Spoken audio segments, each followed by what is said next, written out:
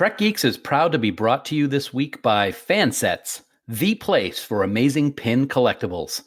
They have over 150 officially licensed Star Trek pins to choose from, with new pins coming out every month. See all their pins and collectibles they have to offer at fansets.com, and stay tuned for this week's special Trek Geeks discount code. Fansets. We are Star Trek. This is J.G. Hertzler, General Martok on Star Trek Deep Space Nine, and you are listening to the biggest little show this side of the Alpha Quadrant. It's the Trek Geeks podcast with Bill Smith and Dan Davidson.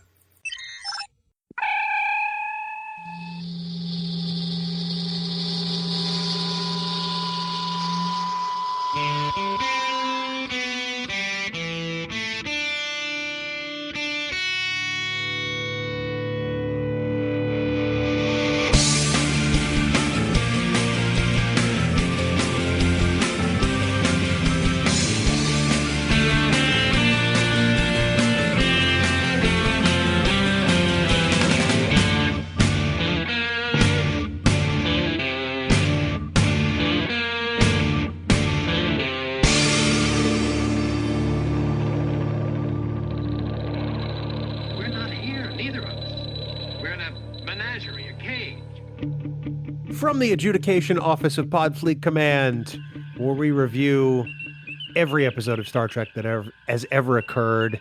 It's the biggest little show this side of the Alpha Quadrant, your independent Star Trek podcast. Greetings, everyone, and welcome to Trek Geeks. I'm your co-host, Bill Smith. Now, of course, the Adjudication Office, that can only mean one thing. We're looking at a fan favorite episode, one of our continuing series, and it's going to be a lot of fun tonight. I guarantee that. Of course, it will be up until now, at least when I bring in my co-host. He really could just suck the air out of a room simply just by showing up. There it goes. He's an oxygen thief of the highest order. He's Dan Davidson. And Dan, save some air for the rest of us, would you? Thanks, buddy. What's the name of the room we're in? It's the Adjudication Office, because this week pronounce it. We are judging a particular season of a particular show, aren't we? We are. I can't pronounce it. I'm not going to try to pronounce it. I'll just screw it up. You'll make fun of me, and people will laugh and post things, so I'm not going to do that. But yes, we are fan favorite, and I think host and co-host, or two co-host favorites as well. It is See It or Skip It. It is time to do the seeth or skippeth. And we're going to do it for Deep Space Nine Season 5 as we continue along with this 25th anniversary celebration of our favorite show. And Season 5 is a big one. I'm not going to lie. Well, last time we were lucky enough to have New York Times bestselling author Dayton Ward to help us with Season 4. Season 4 was a monumental season, and it probably was the highest rated season for both of us so far throughout all of TNG. One season of TOS and the only season or the 26 episodes of the animated series. Mm-hmm. I am looking forward to see what happens with Season 5, because it just takes Season 4 and ups the game a little bit. Dan, joining us for the full hour, we do have a special guest geek.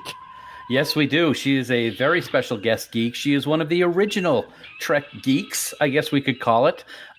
She has been involved in promoting our show for the 3.5+ years that we've been doing it. She's on Twitter all the time. She is now a podcaster herself. She is Hayley Stoddart, and we can't wait to talk to her about Season 5, because I'm sure she's got some pretty awesome opinions about it as well, because it's just a good show. Right, Bill? Absolutely. And of course, Hayley is over on Trek FM, the 900-pound gorilla in the Star Trek podcasting space, but it's a friendly gorilla. She's on the Standard Orbit podcast, which is their podcast dedicated to the original series and the adventures of Captain Kirk in either timeline. And it's a fantastic show. She's over there with Ken and Zach, and they make quite the team. And it's one of the podcasts that originally helped inspire the creation of this show. So we're excited to have her here, buddy. That is awesome. I can't, we're gonna. I'm sure we're gonna joke about it. Is we've been doing this for how long, and this is the first time that we've had her on Trek Geeks, and I'm sure she's going to give us some KRAP in Cincinnati about it. I'm sure she's going to give you some of that because you do all the booking of the guests, which I'm sure I'll get a chance to remind you of later. Thanks a lot. Appreciate that. In the meantime, the other thing you do is tell people how they can get in touch with us. And how might they do that, Mr. Vice President of Guest Relations of Coconut Media Works? Thank you. That's very nice. It's a mouthful, and I appreciate it. It is very easy to get in touch with us.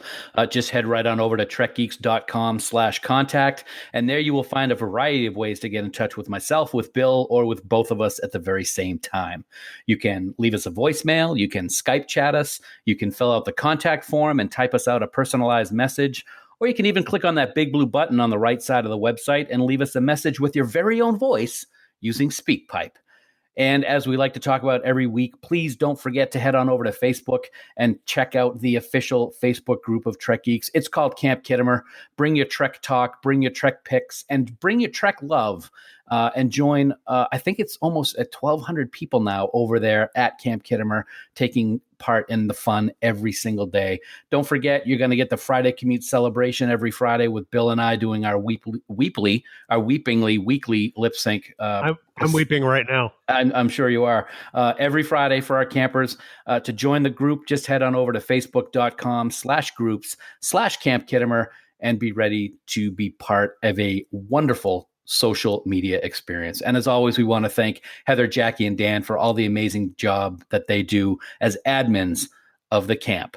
But Bill, I got to say, please remember that any comments or messages you leave us in any of these places may be used in a future episode. That was because Doctor Who was on yesterday. It was a very bad Doctor Who. You were a very bad Doctor Who? Or it was a very bad Doctor Who? No, I was. Yeah, because I actually watched it for the first time and I actually rather enjoyed it. So I'm gonna have to check it out. It's pretty great. You know what else is pretty great? The fact that we don't really have news this week, but it was announced that Star Trek Discovery will premiere on January 17th, 2019, Dan. And to us, we might write that date as 1/17. But did you know the rest of the world writes that date as 1701? That is cool. Bet it was done on purpose. I'm pretty sure it was. Now, this has led to some speculation as to whether or not the show will air on Thursdays for the entire season. But it's hard to say. Maybe they just wanted to launch on 1701. And then they'll go back to Sundays. Who knows? But it's very exciting. If anybody hasn't seen the new trailer that's out. Yeah, it was pretty awesome. I just watched it again today, and I have a sneaking suspicion that some other podcasts that we have something to do with might be talking about it very, very soon.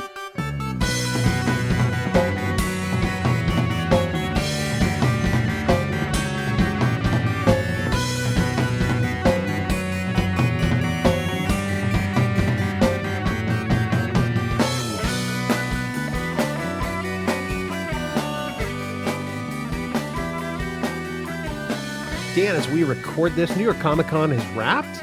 And of course, our friends at Fansets had some amazing pins for the event, which, you know, are also going to be available on their website, in addition to the scheduled October releases of both Lieutenant Kayla Detmer and Captain Danby Connor of the ISS Shenzhou. Whoa. Well, I already got my Detmer pin.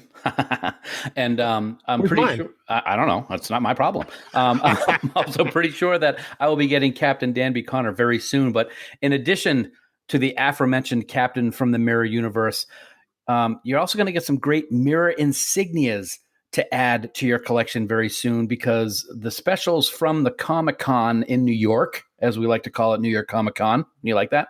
Yeah. The Mirror Universe logo in gold, the logo in silver, and the logo in copper will all be available on the fansets.com website for only $9.95. So head right on over there and order them all right now, actually.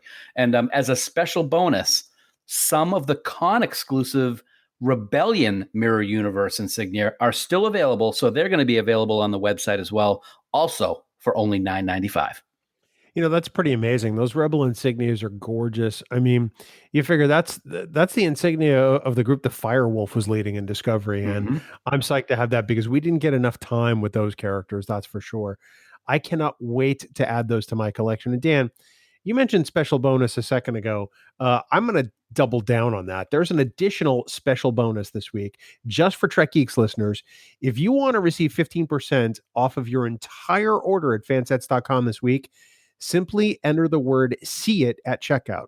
That's "see it," SEEIT, all capital letters and no spaces. And this code will be available until midnight on Monday, October 15th, 2018. So please don't delay. You know, Dan, fans what? See, usually I do the part and I screw it up. So you're just being right.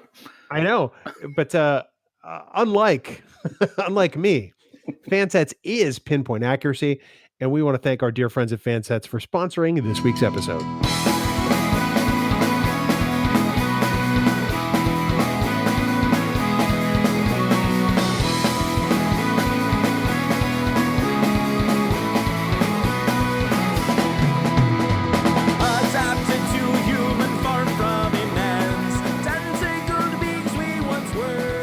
So, Bill, we've been doing Trek Geeks for several years now. And way back when, we had this guest be one of our first official Trek Geek fans. She is very popular on Twitter and very busy on Twitter. She helps us with Trek Tuesdays and was actually the creator of Trek Tuesday on Camp Kittimer. She's got so many awesome things going now. She's climbing up that podcast ladder. She is the one and only Hayley Stoddart, and she is joining us here today for Deep Space Nine Season 5, See It or Skip It. Skip it, skip it, skip it. Hi, Hayley. Hi. Wow. Well, and as you can tell, she really has a lot to say all the time. So we're glad she's here. No, I'm excited to be here, listeners. FYI, it's really early. The sun is just coming up. I'm having my coffee. I even had coffee flavored yogurt just a minute ago. So I'll be a little more peppy in a minute. Awesome. I was going to say that's absolute dedication. I mean, that's why you're part of Standard Orbit. You know, that's why you're here, quite frankly. Yep. Because it's early. I was up before the sun, so I blame Dan. That's all right. It's always my fault. And I got to say, it's really great, Hayley, to have you on here. Finally, as we have talked, not on the podcast. You've been hoping to get on here for a long time, and I'm glad that we were able to finally get you on here. It's Bill's fault. This time it's not my fault. It's Bill's fault. He said, I don't want to have her on. I'm not having her on. Incorrect. I think that Michelle Specht has made it very clear, Dan, that all things are your fault. Yeah, that is true. And we pretty much believe Michelle on these things. And you're the person who books guests for Trek Geeks, so it's all on you. Oh. Okay. Anyway, episode 1. Hayley, let's go. So, to remind everybody who may be new to See It or Skip It, Dan and I essentially do a very quick review of each episode of a given season of a series. In this case, it's Deep Space Nine Season 5. And then we usually have somebody to control the chaos. And we figure, well, it shouldn't be us because we can't be trusted. And that's why we have the amazing Hayley here to sort of shepherd us through the season and make sure that we don't kill each other. Although it's Deep Space Nine, the odds of that are pretty low, Hayley. So luckily, you're not going to have to work too hard today. No, this is true. Although, I don't know how much I can rein you two in. I mean, we've spent plenty of time together in Vegas, and I think I instigate a lot of things anyway. So. Good point. You? Me? No. It's kind of like trying to tame the wind. I get it. Yeah. A little bit. So you're welcome to call on us in any order you choose. You know, you can keep a pattern going. You can decide to go all one way or the other. It's completely in your hands from here on in. So as of right now, you are in charge of Trek Geeks. Congratulations. Ooh, yeah. Boom. I'm excited. All right. Well, let's just dive right into this. All right. So Season 5, Episode 1, Apocalypse Rising. Starfleet assigned Cisco to expose the changeling infiltrator in the Klingon Empire. Plot twist, it's not Calron. What? Spoiler alert. Bill, what do you say? Oh my God, it's so rare I get to go first. This is awesome. Well, Haley, thank you very much for sending it my way. Oh my I would God. say that this episode is an absolute see it. This is one of my favorite season premieres of all time in all of Star Trek. It picks up from where season 4 leaves off in jaw-dropping fashion and really turns things on their ear, as you so indicated just mere moments ago. So, Dan, for me, this one, you have to see. There's just no question, unless you're going to be Dan. Wow. No, I'm going to actually give it a see it as the second person to give my thoughts on this episode. Thanks a lot, Haley. You used to be my favorite. I'm also going to give this a see it. Absolutely. It is a fantastic episode.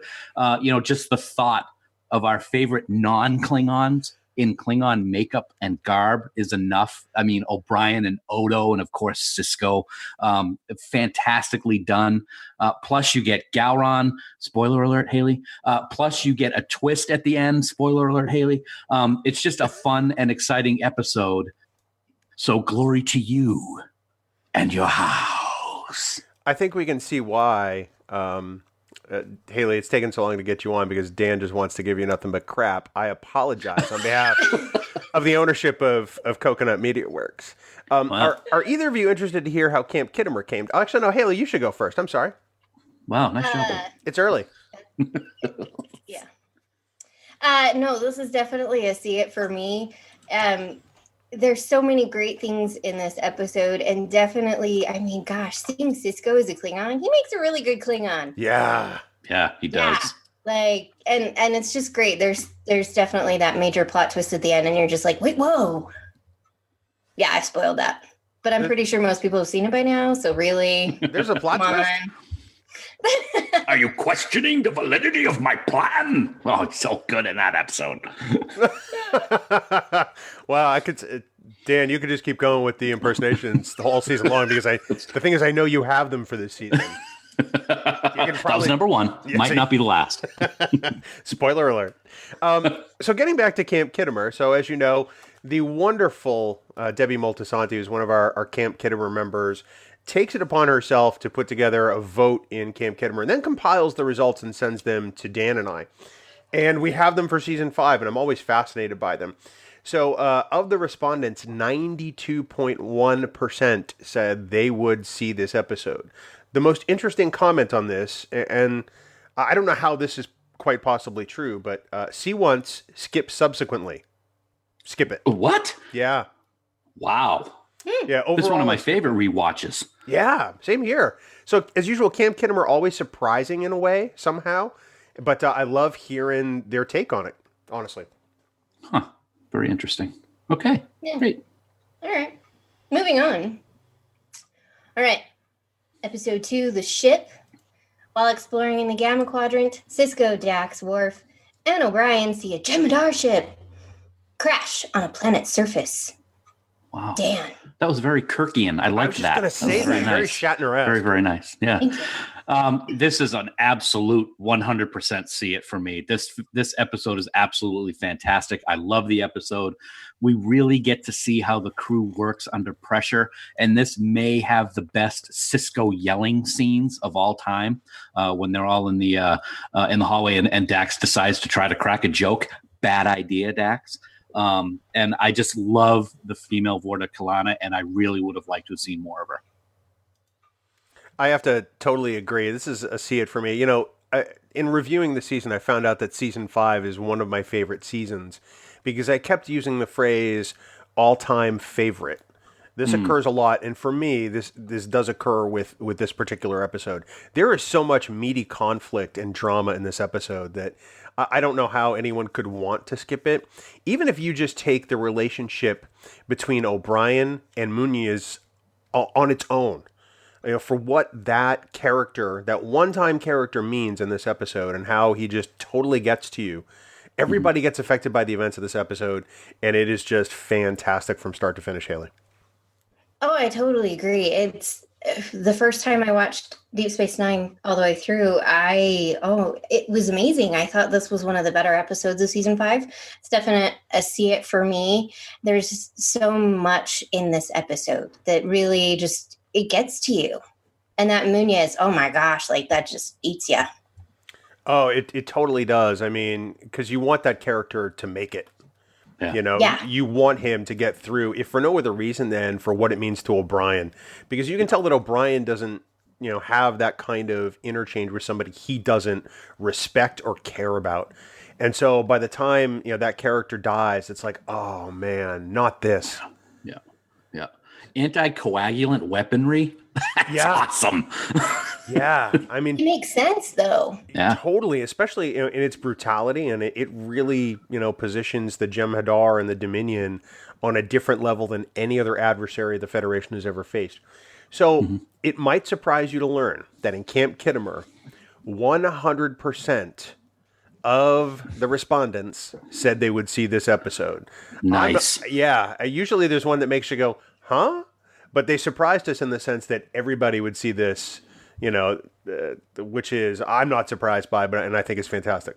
That's great. Yeah, that's great. That is really awesome. Yeah. All right, moving on. Looking for Parmach in all the wrong places this season. Episode 3, Worf finds himself attracted to Grilka, Quark's ex-wife. When she visits the station, jealous Worf, really? I don't know. Anyway, kind of like Three's Company stuff. Bill, what do you think? See, I want to sing the theme to Three's Company, but Spotify, I was just going to say that. Spotify will kill us, so I can't. Well, yeah, I mean, the B plot with Keiko Miles, it's very Three's Company. Come and knock on our door. This one for me is a see it. So here I am 3 in a row, which is almost unreal for me. I think the thing that's most fun about this episode is the juxtaposition of Quark with the Klingons. This is not DS9's best episode by any measure, but it's really fun when Armin gets to do something completely different with Quark. Something other than, scoundrelous Ferengi bartender. He really gets to stretch that character in a way that I think is really worth watching. So for me, it's a see it, Dan. Yeah, absolutely. First of all, very big props to Hayley for the Parmach. That was very good Klingon. It was excellent. I definitely, I shouldn't say definitely. I gave this one a see it, and I originally had put barely next to it, but I took that away. It is a see it. It's like Bill said, it's not one of the greatest episodes. If nothing more, we get to see our old friend Joseph Ruskin as a Klingon again, which I just absolutely love. And this may be his last appearance, if I remember correctly. I'll have to go back and check that. I grew to really enjoy the Quark Grilka story back in season 3, so this was enjoyable for me. And I love the contraption that Worf used to have Quark fight the other Klingon. It was kind of like Cyrano de Bergerac, but with technology. So I thought that was kind of cool. It's not the best episode of the season, like I said, but it's good enough for a see it. And Dax and Worf do it. Spoiler alert. Not for them. Not for them. Hayley? Yeah. Just for the the Worf and Jadzia and the Quark stuff, definitely a see it. The weird stuff that's going on with Miles, Keiko, and Kara, it's just weird. Like I said, very Three's Company kind of stuff, but it's a see it for me. So hey, look at that. We're 3 for 3. I know that's unreal at this juncture. It's funny. I haven't really given a lot of thought to the B plot, but this is the only time I think that we really get to see Keiko nice. When she's welcoming her in and stuff like that. It's not something we see very often. Now, Dan. I suspect we're going to talk a lot more about Keiko later. But however, for this particular episode and looking at Camp Khitomer, only 79% of the people said they'd see it. Verbatims are, silly but lots of fun. DS9's version of Cyrano de Bergerac, see it. I prefer Grilka's first appearance, see it. And Worf and Jadzia, finally, see it. Of note, there was one person who ranked this episode a, quote, see-ip-it. End quote. I'm guessing they're on the fence. Could see it or skip it. And that could be a thing now. See-ip-it. I like that. Mm-hmm. Yep. We turn that into a Farkism. Or not. Yeah, or not. Wow. Okay. All right. Moving on to episode 4, nor the battle to the strong. Bashir has been away at a conference, and Jake Sisko has accompanied him, which would be really annoying, to research a profile he is writing about the Doctor. Returning in a runabout, they get a distress call from a Federation colony under attack. Dan. I gave this one a see it. I don't have a lot to say about this one other than it's a see it. And we get to see Jake dealing firsthand with what war is all about. And it really is not pretty. And it throws him for an unbelievable loop. And I think that scene with the soldier in the crater is just unbelievably powerful and really shows the horrors of war. It's and for the whole war arc, whether it's Klingons or Dominion, I think this is a definite see it to see what people outside of the Federation deal with what's going on in the war. And even though I said I didn't have a lot to say, I really had a lot to say. So, Bill, what do you say? Well, not as much now since you said a whole lot that I absolutely agree with. This is a see it. And Dan, I agree with 100% of everything you said. And I'm gonna double down on that a little bit to say this is the toughest stuff that gives Sirach in the entire run of Deep Space Nine. He has to show more range and more emotion and react to more things than he's ever had to as Jake Sisko aboard the station. He gets a taste of what real war is like. He says he wanted to see it, and I think afterwards he realizes he never should have. I know some people who don't like this episode, and I guess I understand on some level, but I think it's important in the development of Jake Sisko, hands down. That's an absolute see it. Hayley, over to you. Yeah, this one is a see it for me. The only part is I don't like that, this happens because Jake insisted that they go. Dr. Bashir did not want to take him.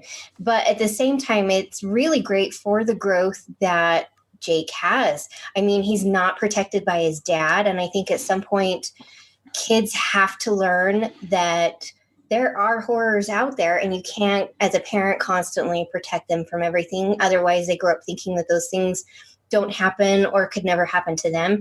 And it's very, very powerful for him. And the effects, luckily, we kind of see it in the next episode that, he's still kind of struggling with it. And it's really powerful. Definitely see it. Yeah, I appreciate the fact that, unlike a lot of Star Trek, it doesn't develop amnesia. This informs Jake going forward, and I think that's really important. Right. Looking at Camp Kittimer, 89.5% of people responding said that they would see it. Some people said it was a must-see. One person had said it was both a see it and a skip it. So perhaps another see it in that sense. Another person was depends on my mood. I can understand that because I think it's an episode you really have to be in the mood for on some level. You can't just fire this up and go, I'm going to watch North the Battle to the Strong today. Yeah. I can't see that happening with this one. So 89.5. Sounds about right. That works. Yeah. Okay. Yeah. All right. The assignment. Keiko returns from a journey and informs O'Brien that she is really an entity that has taken possession of his wife's body. Dun, dun, dun. Wife's body. Bill. Hayley. What say you? Oh, I'm going to say see it, actually. I know a lot of people who hate this episode, and I think it's because people generally, by and large, don't like the character of Keiko. But I think that Keiko is the only character for which this episode works, as far as being compromised. And, well, I mean, O'Brien has to suffer at some point this season, right? So, for me, this works. It's a little tropey. Yeah, I get it. Somebody gets taken over, and there's an influence, and somebody has to do what they're not supposed to do. But I actually think this episode is better than a lot of those other ones. So, Dan, for me, it's a see it. Yeah, we talked about Keiko just a few minutes ago. This is a definite see it for me. I love this episode. It's the perfect Keiko episode because let's face it, not a lot of people like the Keiko character and how she is in especially like season 1 of the show. So she gets to play a completely evil biatch in this episode, and I think it works perfectly. It flows. It's great. In all seriousness, we actually have a story that Rosalind can actually do more than just complain about being on the station. And it really works. It's unfortunate that it works because she's so evil, but it's about time that the writers gave Rosalind something that she could actually do in this episode that means something. So I loved it. I gave it a see it. Hayley? It's a skip it. Dun, dun, dun. It's not that I don't like Keiko. I'm one of those people who I'm okay with Keiko. She doesn't bother me at all. She's not Starfleet. Right. And I think a lot of people tend to forget that. But this episode for me, this is where she is annoying for me. And it's just a no. I'm going to skip it. She's not Starfleet, and she's also most of the time not pleasant. Kind of like Bill. Yeah, this is true. But I think she's given some other stories. Yeah, I think you're both pleasant. I like it. I think it's different because she's not complaining about Miles leaving his socks everywhere. I mean, that at least for me is worth it alone. But I can absolutely understand, Hayley, why you say that, and I can't fault you for that one bit. Because you're kind of in line with where Camp Kittimer is. 60% of people responding said that they would see this episode. The shorthand there is 4 out of 10 would skip it in a heartbeat. Yeah. Although people did say one of Trek's most tired tropes, skip it. Keiko finally has some personality, skip it. Although on the other side, Rosalind Chow has some fun, see it. Yep. And lastly, go Rom, see it. And we love Rom, so I can't fault that. That's true. Yeah, this is true. Good point. All right. Oh, man. Trials and tribulations. Darwin, a disgraced Klingon spy, travels back in time. The DS9 crew must prevent him from altering the timeline. Oh my gosh. Hashtag best crossover ever. Dan. Oh, skip it. Bill? Skip you. This Really? was, as Hayley just said, this is the best crossover. This is the best. I heard recently that there were thoughts to do a piece of the action as the crossover episode to TOS on Deep Space Nine, and I'm so glad that they didn't do that. This episode is phenomenal. The way that they tie everything in to the original series, the Tribbles coming out of the top of the storage compartment one at a time because Cisco's actually storage compartments. Exactly. It's phenomenal. It is a piece of Trek mastery. Mastery. Yeah, it's a see it. That's all I got to say. Is it my turn now? Yeah. Yes. Okay, ahead, thank you. This episode, just like Dan says, is an all-time classic. It's an all-time favorite, and it is absolutely the perfect love letter to Star Trek. It was the anniversary episode for that year, and every time I see Forrest Gump on television, I thank my lucky stars that they made that movie so we'd have the technology to put Sisko and Kirk in the same room. Mm-hmm. It was fantastic.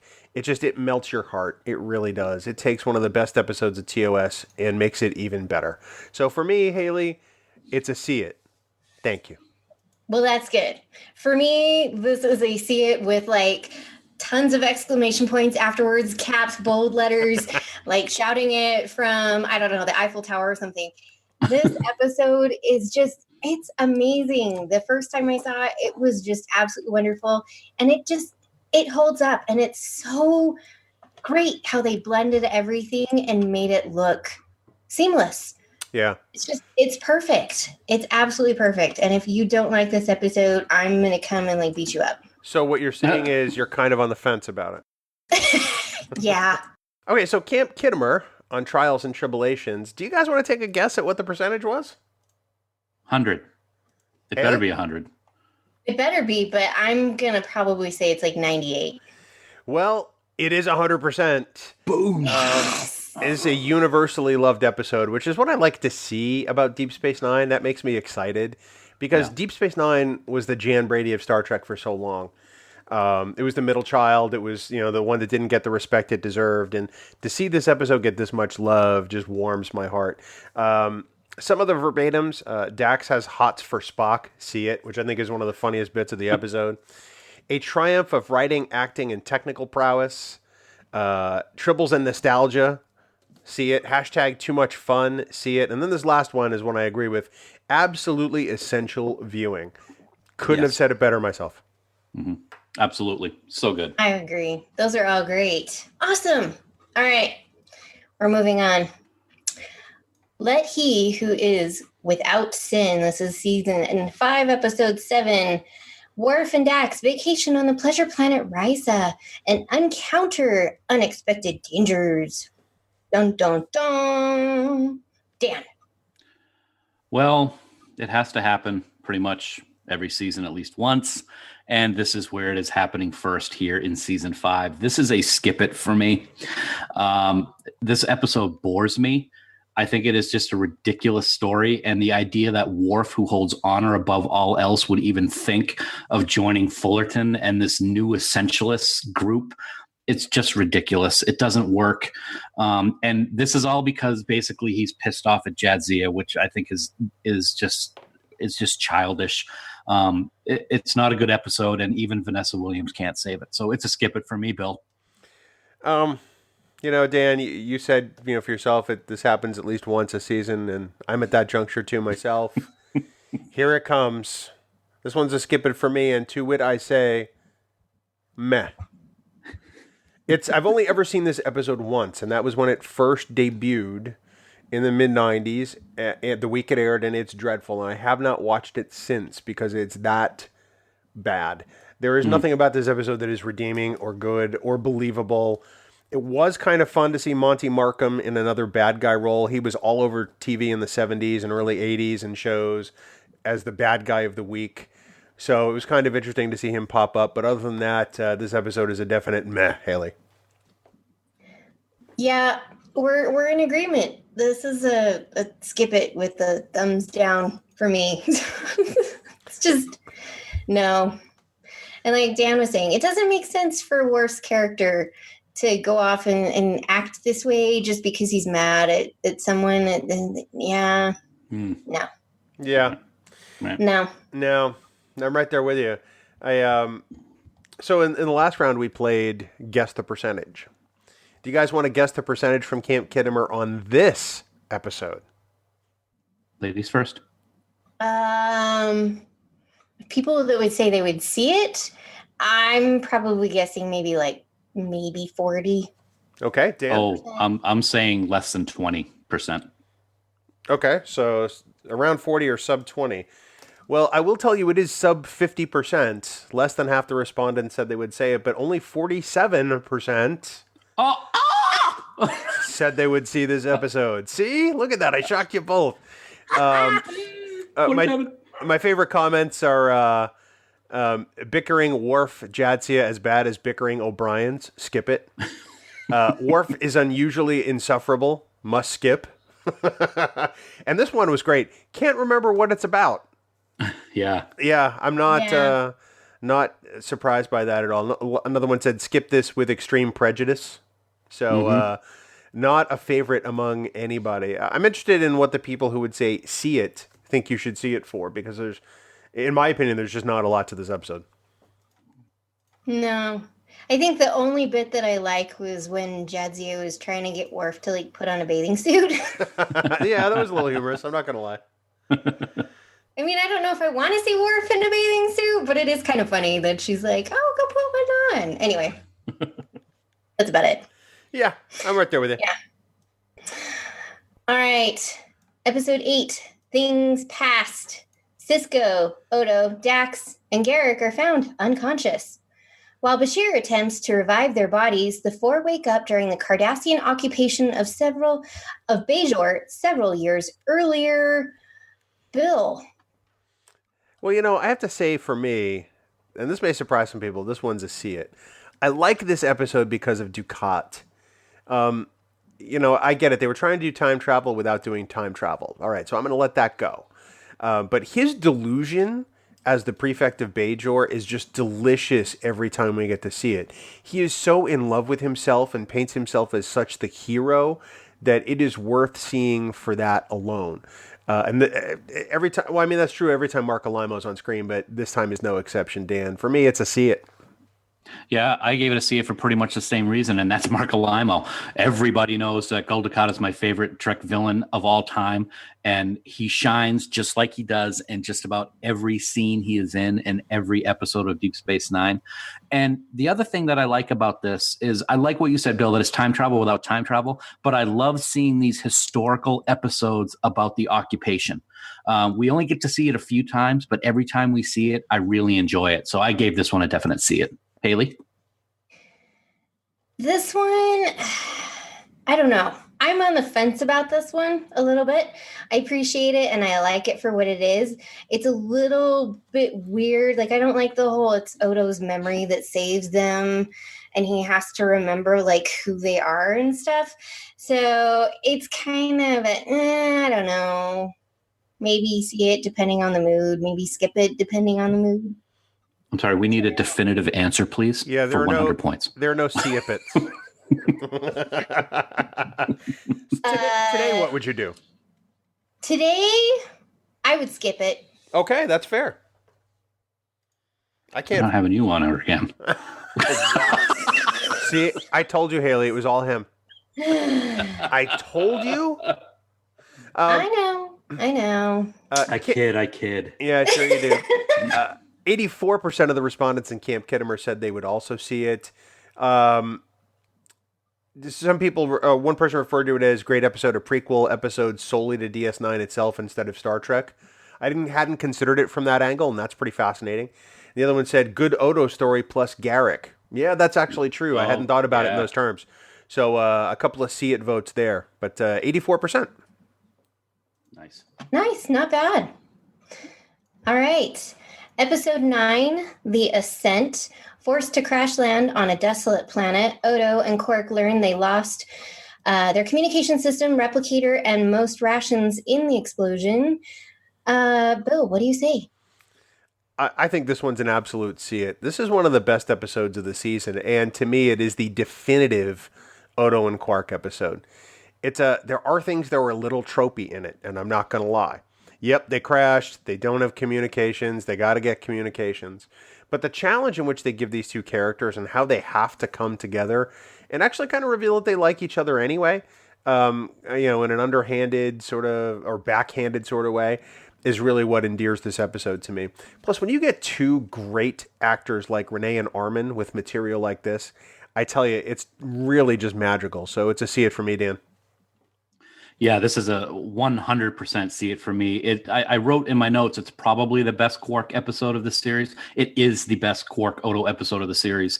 It's a great way to see what this relationship is really like. And as you said, Bill, it is expertly acted by both Armin and Renee. It really takes the series to new heights. Get it? Oh, we got it. On? We got it. It just wasn't funny. We got it. Sorry. Wow. All right. Yeah. Coconut. All right, Miss Things Past Skip It. What do you say? Wow. I know, right? What a jerk. Jeez. I might not want to come back. I tell you what, Hayley, you can come back and sit in Dan's chair in an episode where I don't let him come on. Woohoo! I'm sorry.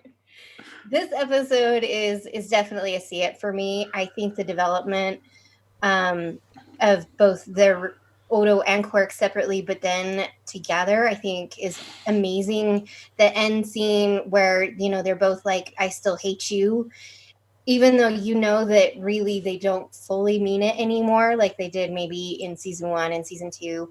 And up until now, it's absolutely a see it for me. It's phenomenal.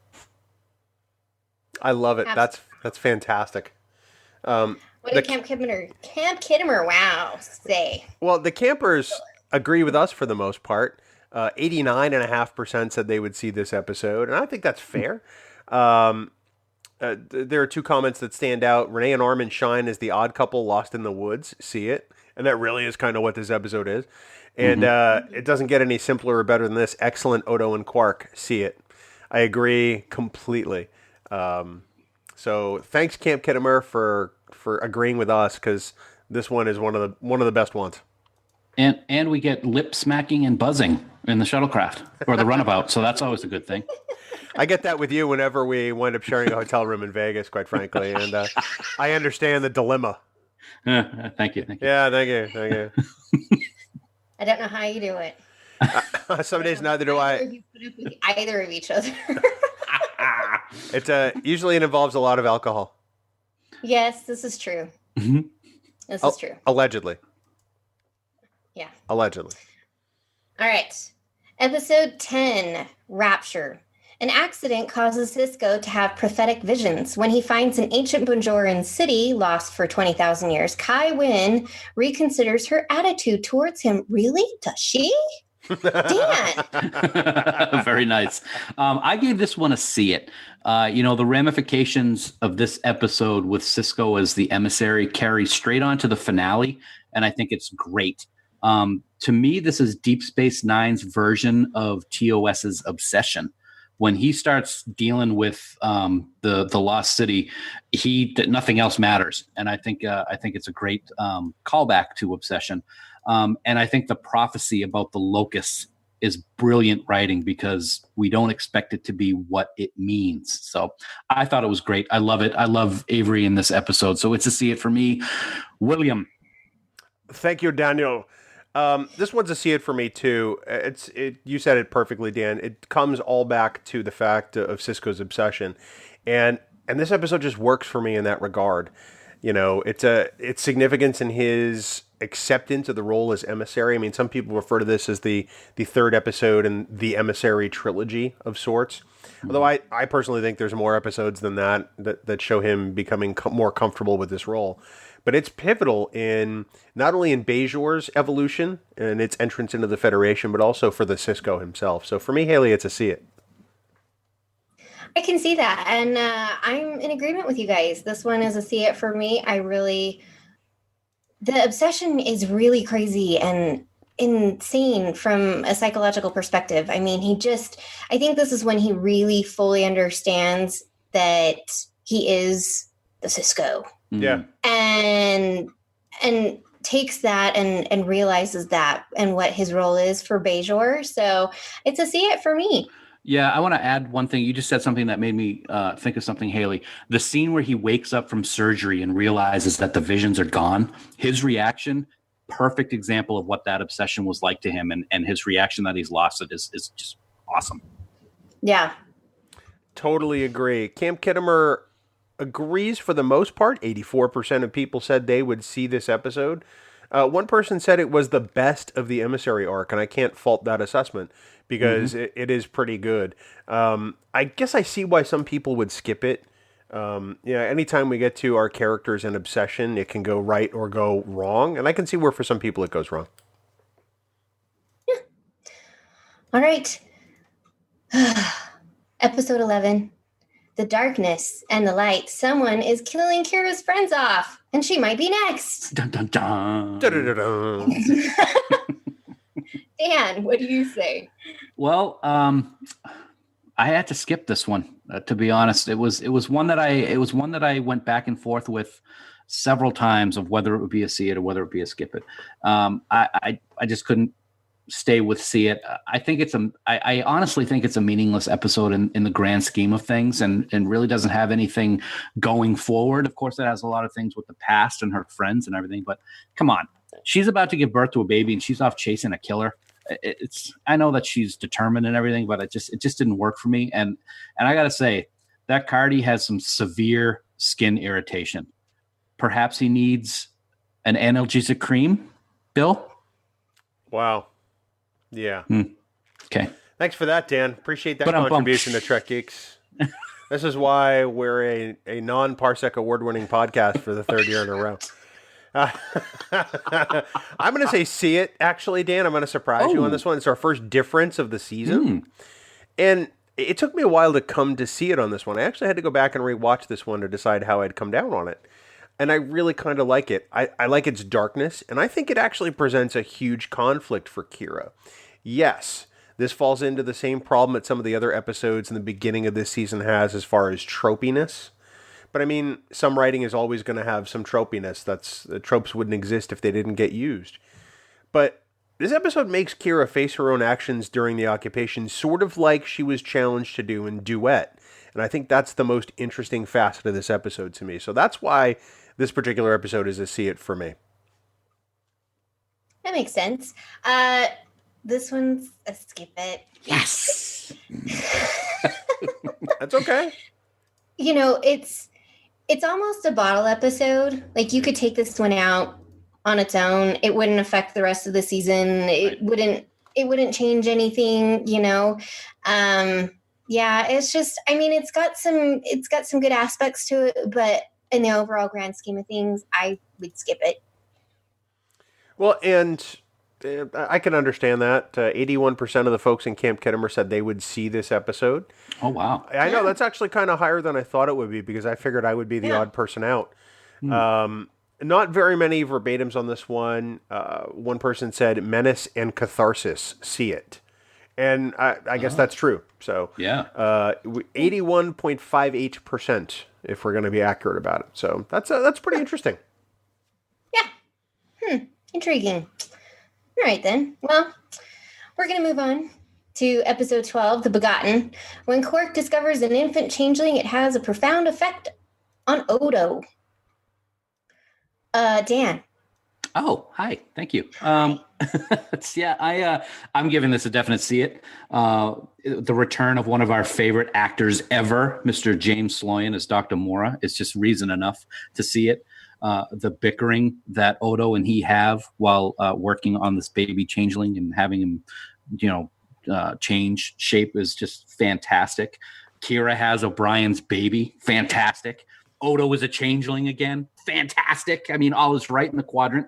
It's a great episode. And I got to say, the look of happiness on Odo's face when he changes back from that bird to himself is reason enough to just love the Odo character as much as I do. So it's a definite see it for me. What say you, BS, Bill Smith? Thank you for clarifying what that BS stood for. Anyone that has listened to Trek Geeks or knows me knows how I'm going to come down on this episode without even giving it a rating. So I'm just going to say James Sloyan. Okay? Absolute see it for me. Plus, Odo gets to be goopy again. Who doesn't love that? Your face is goopy. Hashtag goopy Odo. Nice.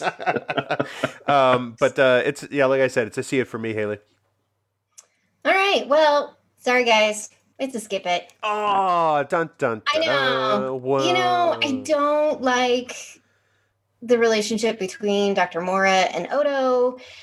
And while I would love to have given birth like a Bajoran does, apparently so calmly with no pain, it doesn't happen that way. And the bells and the dinging, I can understand why O'Brien was like, oh my God, this is awful. Can't it just be over with already? That's how I feel about this episode. It's a skip it. So no strong feelings is what you're saying? No, not at all. No, not at all. Well, Hayley, it might surprise you to learn that... stop giving me that face, Dan. Yeah, Dan. Hayley is our esteemed guest geek for the full hour. Hello. 90% of respondents in Camp Kittimer said that they would see this story. Words are hard today. And for everybody, it came back to Odo. A great Odo story, beautiful, see it. Odo's back, see it. Odo never went away. Let's just be honest about that. But yeah, it's a see it for most people, but I hadn't thought about it from the birth angle before. So thanks, Hayley. Because we're guys. Well, yeah, you haven't had to go through that. So true. Well, here's hoping I don't, because I'd have to get an agent. It's not fun. Just so you know. Yeah. All right. Episode 13, For the Uniform. Michael Eddington returns, and Cisco becomes obsessed yet again with catching him. Bill. That was just because I got obsessed, wasn't it? For those who can't see me, I made a face and put my arms up in the air for Cisco's obsession. This isn't going to be a shock to anybody. This is a see it. I love this episode, and it's a fantastic middle act of a 3-act play. We talked about it in the Eddington arc We did 3 episodes back to back to back here on Trek Geeks earlier this year. It's one of my favorites all time. There's that phrase again, Dan. Yeah, it's definitely a see it. And reason for this decision can be found in episode 136 of the Trek Geeks podcast. Actually, it's just brilliant. It's like Bill said, it's a brilliant middle story for this 3-part Eddington arc. Great story. Cisco obsessed. Cisco yelling. Just great. And is this the one that we get to see the holo communicator for the first time? Because that's pretty cool too. I believe it is. There you go. Okay. See it. All right. Well, it is a skip it. I don't even know who you are anymore. Really? How did you wind up on this show? No. No, I should have expected this from the TOS podcaster who loves TNG. Differences are okay. They are. There are no wrong answers except if you don't like For the Uniform. Of the other We love you, Hayley. It's in this arc, okay? It's boring. It's Les Miserables. Yeah, no. Okay. Sorry. That's fine. Makes a note. Thank you. Let's get into the Camp Kittimer results, and then we have something special to share with people before we carry on with the back half of the season. Camp Kittimer for the Uniform, 97.3% said they would see this episode. The favorite quotes of this are triggered angry Cisco, see it. You betrayed your uniform, see it. Not chess, Mr. Worf, poker. See it. One of my favorite lines in the entire episode. And the one skip it that put a comment was, Maquis make a dull story. Skip it. So it's interesting to have that perspective with this particular episode. I have to say that I think the results in Camp Kittimer are skewed. I'm accusing Hayley of being the one person who did skip it in that poll, and it should be 100%. Was it you? Was that really you? It was me. Are you serious? I'm dead serious. Oh, That's awesome. I didn't know that. That was wow. awesome. Oh, I see how this is going to play out, Stoddard. Here you are tanking the results. You're voting twice. No, I'm kidding. We're halfway through season 5. We're moving on to episode 14, In Purgatory's Shadow. Worf and Garrick journey to the Gamma Quadrant to investigate a coded Cardassian message. I'm going to go with Bill. Yes! I was waiting for this. It's like I was born for this moment. This episode is a fantastic turn of events. I mean, this is literally the second half of the season started off absolutely perfectly. You've got Martok. Oh my God. You've got Bashir. We learn that something went down with Bashir, and it's just totally mind-blowing because he's the last person you expect to see in that camp. Just so much that you don't expect, and absolutely every bit of it works, Dan. So for me, it's an absolute see it. Absolute see it indeed. It's an amazing part 1 when you think about it, even though the titles aren't the same. This is a 2-part episode, and this part 1 is fantastic. The return of old One-Eye Martok is a significant turn of events in the series. And like you said, the whole Bashir has been a changeling on the station for months, was something that you did not see coming. Brilliant, brilliant story. I love this one. Hayley, don't disappoint us again. Spoilers. This one is definitely a see it for me. I absolutely, oh my gosh, it's such a thrill. And that is, I mean, Bashir, you don't expect it that Bashir is a Klingon or a changeling, and you're just like, oh my God. He could be a changeling, a Klingon, if he was a changeling to go into a Klingon and be Bashir Klingon changeling. Right? I didn't follow most of that. It's still too early. That hurts my brain. Sorry. Well, Camp Kittimer, Bill. We lost Bill. I know. He's gone all quiet. No, he's gone. He's dropped off, I think. No, he's on mute. So okay. I said things for an entire while, and you guys didn't even hear it. You muted yourself. I muted because I coughed. You didn't even have to do it. You did it to yourself. Yeah. Good job. I'm actually going to leave that in because that shows how brilliant I am this morning. Thanks. Now, finally, it's not me. Awesome. Yeah. Why don't you take a victory lap there, champ? I'll be back. Yeah, so Camp Kittimer. Let's talk about them in Purgatory Shadow. Yes. Just like the last episode, 97.3% said that they would see this episode. Fascinating to me, especially when I look at the results for the next one, but we'll get to that in a couple of minutes.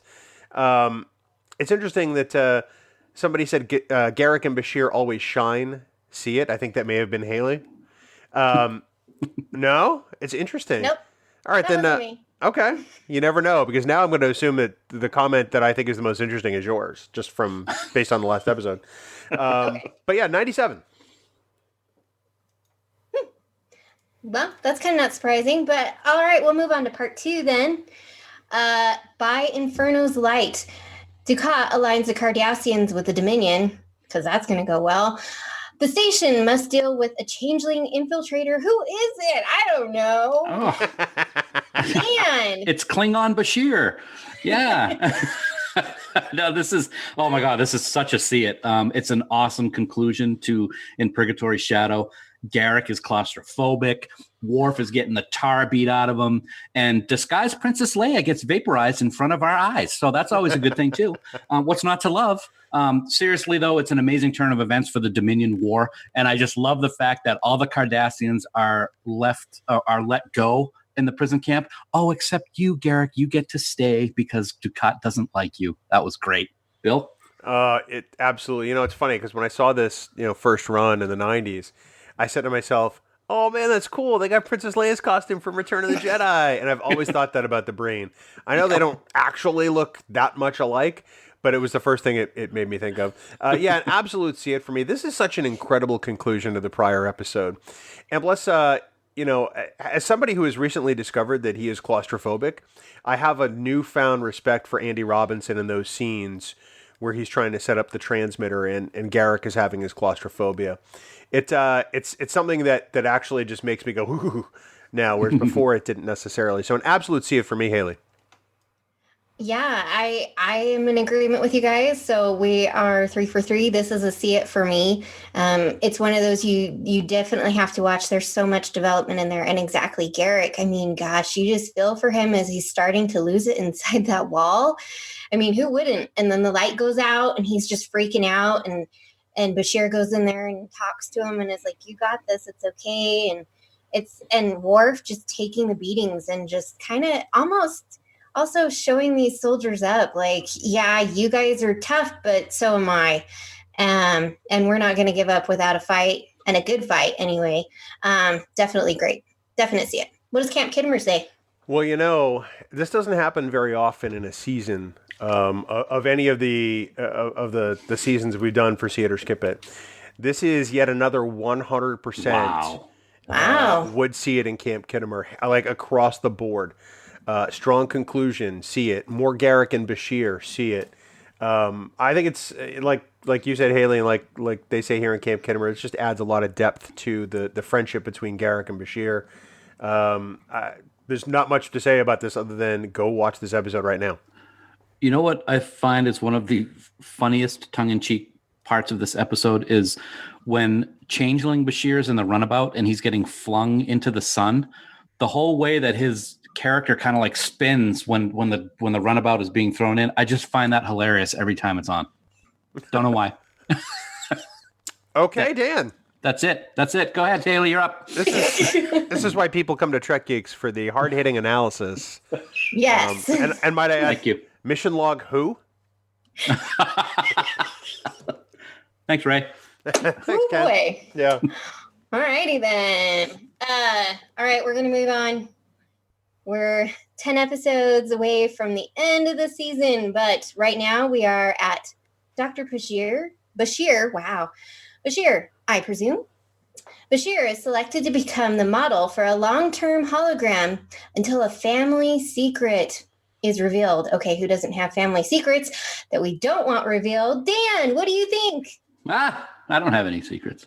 Is this the Klingon Bashir long-term medical hologram? I want to know. See, I'm never going to let that go. I just want to let you know. Yeah. Because I think it's awesome. I hope you hold on to this about as long as you held on to Niner in Vegas, okay? Wow. Okay, then. Okay, so moving on, I'm going to give this one a see it, ladies and gentlemen.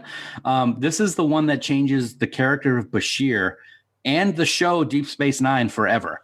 I mean, genetically engineered. Nobody saw that one coming. And I think that it works brilliantly.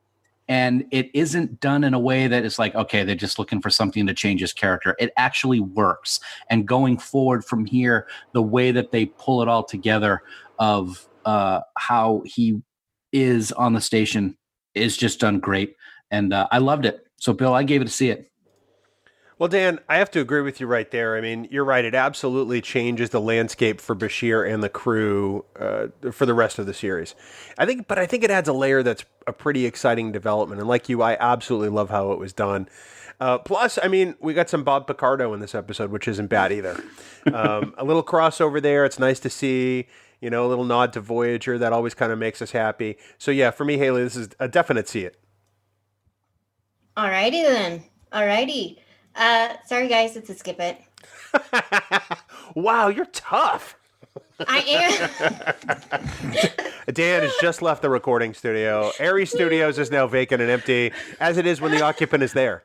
Yes, this is true. I thought you were going to say about the real one being empty all the time, too. Oh, well, that one's empty, too. Yeah. Yeah. No, I get that. I agree with what Dan said. And, it made me think about it a little bit. This has ramifications down the line for him. But at the same time, I think they could have done it a little bit differently and I might have enjoyed it a little bit more. Yeah, it was just kind of boring. Okay. No, that's fair. I mean, everybody's favorite is somebody's least favorite, or in the terms of see it or skip it. One that someone would see is inevitably one that someone would skip. So 92% of people in Camp Kittimer said they would see this. My favorite verbatim here is excellent episode, annoying subsequent characterization. See it. That's great. Somebody who didn't like the genetically enhanced Bashir thread to go forward, which again, hey, and I suppose if we're going to use the Trek Ranks mantra of no wrong answers, that's not a wrong answer. Right. I agree. Yeah. Mm-hmm. Alrighty then. Well, episode 17, a simple investigation. Odo falls in love with a woman, Arissa, involved in the Orion Syndicate. Bill. Thank you. This one for me is a see it. I think it's an important episode for Odo. He gets to make some mistakes and be human, even though he's not solid anymore. Plus, it's like Bashir says to him in this episode. You can't go through life trying to avoid having your heart broken. If you do, it'll break from loneliness anyway. So you might as well take a chance. If you don't, she'll move on, and you'll never know what you might have had. And living with that would have been worse than having a broken heart, believe me. Plus, I mean, I love Dae Young every time she shows up in Star Trek, like James Sloyan. She's one of my favorite guest stars. She's shown up in TNG a couple of times. She shows up here. She'll show up in Enterprise. Spoiler alert. Pretty sure she makes it onto Voyager. So this one for me, Dan, is a see it. Well, Bill, Hayley, listeners, this was really tough because I love Renee and I love Odo so much, but I actually had to give this one a skip it. And it was really difficult for me to do that because, like I said, he's my favorite character. It's an important episode for his development, but it just doesn't work for me for some reason. I find myself not enjoying this episode when I watch it. And it could just be because of how bad I feel for how he is crushed at the end of this episode when she returns in her regular and what she looks like, her alien makeup is on and so forth. And she's married and it just kills him. And for me, that just pulls me out of the episode. So I actually gave this one a skip it. Hayley? Well, Dan and I are in agreement. This one is a skip it for me. I like the storyline of Arissa where, she chose to have her memories wiped and go into the Orion Syndicate to bring them down. I think that storyline is really great, but the whole Odo falling in love with her just doesn't work for me. Yeah. Yeah. That's fair. Yeah. Like I said, I like it for reasons that I know that a lot of people don't. I think it's a good exploration for Odo, but I totally get what you guys are saying. Camp Kittimer also gets what you guys are saying because I think they're more in line with you. 60% of respondents said they would see it. It's among the lowest totals for episodes during this season from Camp Kittimer, so definitely not a favorite. Although one person did say vulnerable Odo is enticing. See it, which I thought was an interesting verbatim. So yeah, 60%. Interesting. Okay. Fascinating. All right. Episode 18, business as usual. Quark's cousin Gayla offers him a job as a weapons dealer, which is kind of not surprising for Quark. Bill. Thank you. This one for me is a skip it. I get what some people are going to say, but I'm going to go with meh. All right, I get it. So Quark is bad, but he's allegedly not that bad. He's got limits. But the guy has dealt weapons before, and some that are pretty terrible, I'm going to say. I just have a really hard time buying in on this because it's like we're supposed to have a little bit of amnesia with Quark's past in the early seasons of Deep Space Nine. And for that, the episode doesn't work for me. Sorry, Dan. That's okay. I gave it a see it. Cousin is selling weapons. I just love that guy, the way he talks. It's fantastic. So, and he gets his own moon, or he has his own moon. But I like this episode a lot. I like. It's interesting that you said what you said, Bill, because I love seeing how Quark can come up with a way to legally do what he's doing when it's illegal. Okay, let's just show holographic versions of the weapons. Yeah. I thought that was a good way to do that, but I also love how everyone reacts to it in such a negative way. But he still does it until he starts seeing just how dangerous it is. But, to be honest, who doesn't love to see Victor Maitland from Beverly Hills Cop in Deep Space Nine? Me. Okay. Me. I answered your question, asked and answered. There you go. Yeah, this one is a skip it for me as well. I think that there's things about Quark's behavior in this episode that just doesn't quite line up with the rest of the seasons, even though you can see him dealing in weapons, doing it this deeply. Just doesn't make sense for his character at this point. I mean, all the development that he's had in the past 4 seasons and up to this point in season 5 just doesn't work. Like, you're just sitting there going, well, wait, Quark, as much as he's still a Ferengi and wants profits and he's in debt and wants to pay off all his collectors and everything like that, it just doesn't quite work. You question it way too much, I think. Well, Hayley, you and I are in the minority on this one with Camp Kittimer, because it appears that 79% of respondents said that they would see this episode. One person appreciated the fact that Quark was going too far and then repenting, which is an interesting take. But for once, Dan, you and I are on opposite sides of the difference. Most of the season so far, I said see it and you said skip it. No. And this is the first instance where we've reversed. So that's interesting too. No, that's good. And let's get back to the business, as Victor Maitland, Deep Space Nine says. Yeah. Okay, whatever. Wow. All right. We're going on from there. Episode 19, Ties of Blood and Water. Tikeni Gamor arrives on Deep Space Nine and reveals that he is dying. Aww. I know. Dan. This is a definite see it. It's an amazing Kira episode. Nana excels in this. Her range of emotions is off the charts. The flashbacks are a great way to show why she's feeling the way she felt. And that end scene with Gamora being buried next to her real father was extremely touching and poignant. And I love this episode. Bill? Yes, all of that. I think that last scene where you realize that, he's buried next to her father is really what just sort of makes this episode an absolute see it in my book. Kira gets a lot of closure, and I think that's important for her character. When we first meet, Gamor, it doesn't go so well at first for Kira, but she learns to shed more of that hatred for the Cardassians and really develops a relationship for him. And I'm glad that they explored the end of that relationship because it's something that's informed her character going forward. Plus, I think it's good for her to experience this kind of loss at this point in her life and the development of this character.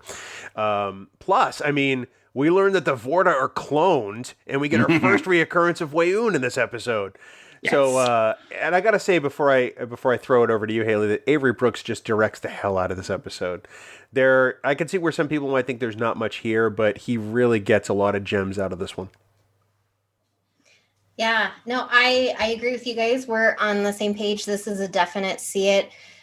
That end scene is just incredibly powerful. I think the whole episode is where, you know, she's sitting there, she's interviewing him and trying to learn all this stuff and staying awake with him. And it's very moving, incredibly moving. You know, we get Dukat, he comes back and he wants Gamore's extradition, and they're like, no, he's dying. It's definitely a see it. Absolutely. And looking at the response from Camp Kittimer, they're pretty much in agreement. 92% said that they would see this episode. One person did say weaker follow-up, but still good. I can appreciate that. But overall, the theme here is this is a great episode. Nice. Yeah. All right. Episode 20. Ferengi love songs. At the end of his rope, Quark returns home and discovers Moogie has a secret lover. Woo!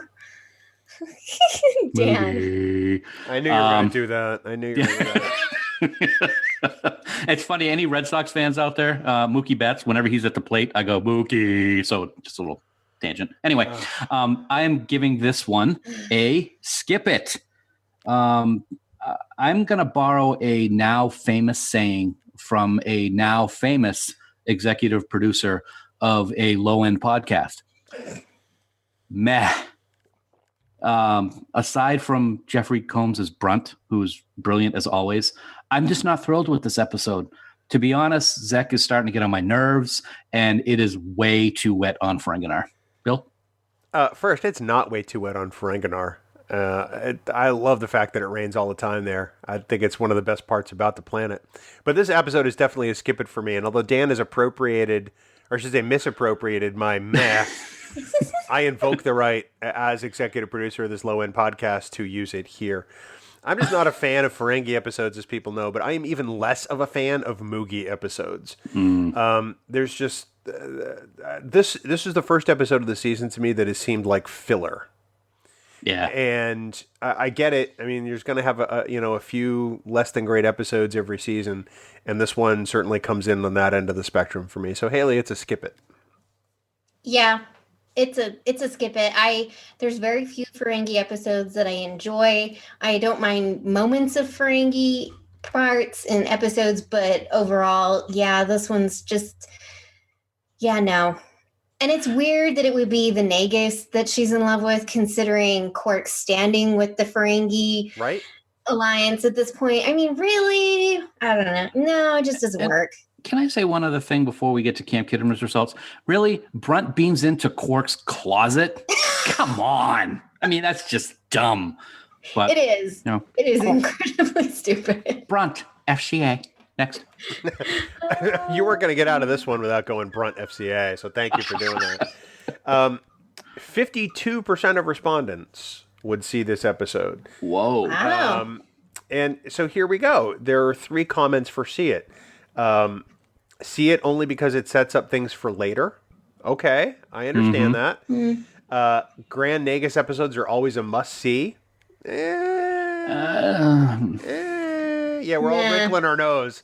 Okay, maybe for that person, and we respect you and live long and prosper. And lastly, DS9 Ferengis are worth watching. See it. There are some.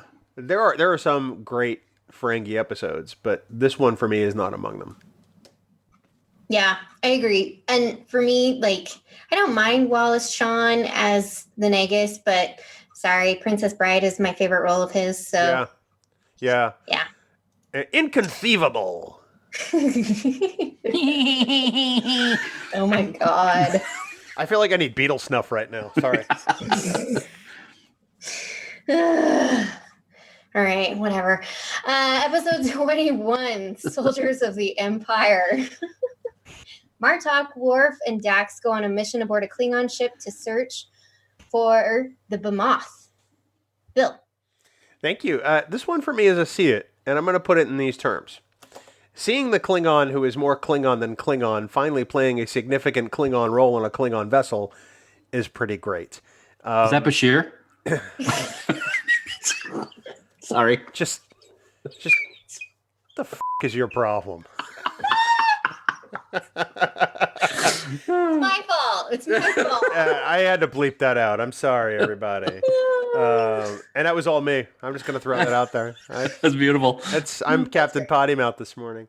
The whole dynamic with Martok and Worf in this episode is worth it. But, you know, Worf is often referred to as the Klingon who is trying to be more Klingon than Klingons actually are. And I think we get a better sense of that now than we did in Redemption Part 2. So, yeah, for me, this one's a definite see it down. Yeah, I agree with you, Bill. It is a see it for me as well. I really like the Martok-Worf relationship in this episode.